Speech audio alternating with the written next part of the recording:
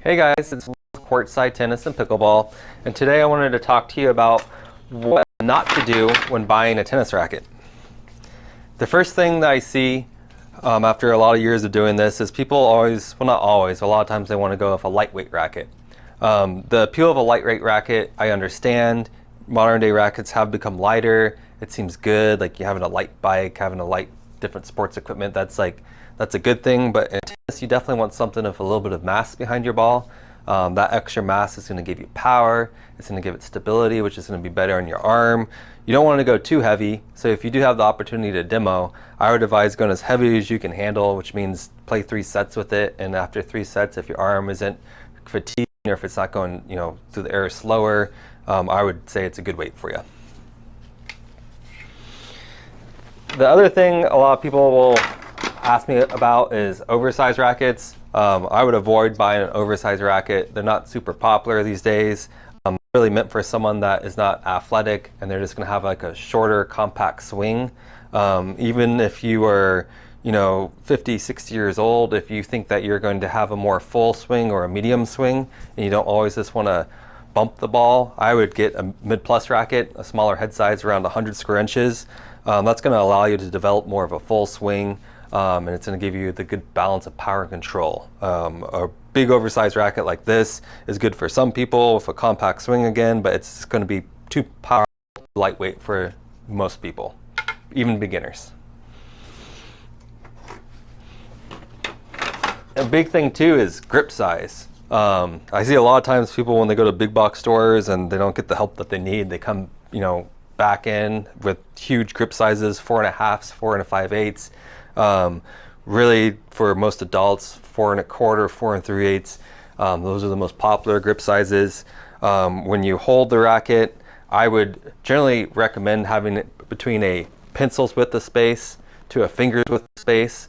If it's any bigger than that or any smaller than that, I would definitely try to find a different grip size.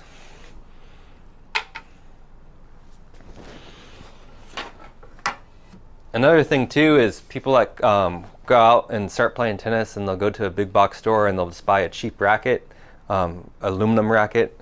They're usually under $100, $40, $50, sometimes $30. Those aluminum rackets are made out of metal, so they're a lot harder on your arm, and they just won't give you the performance as far as like the power and the control that a nicer graphite racket would give you. I totally understand when you're beginning, you probably don't want to spend $250.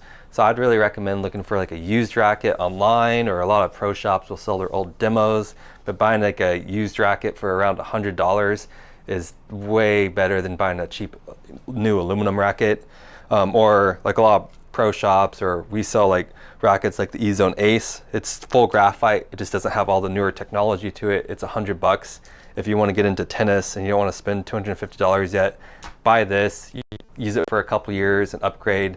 Otherwise, if you buy one of those cheap aluminum rackets, you're going to be ready for an upgrade after a couple months if you're playing on a weekly basis.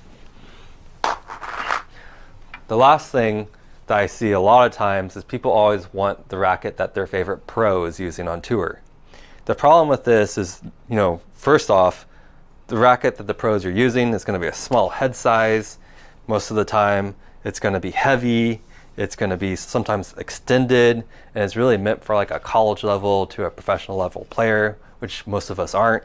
The other thing too is, to be honest with you, like I've strung a lot of pros rackets throughout the years, and most of them don't even use the racket that is advertised. They'll have a racket that is totally customized. It'll be totally different than what you can buy in the stores.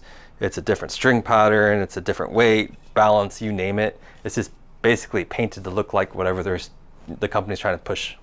So I would recommend not going off what the pros are using so much. Just try to find a racket that's good for your level.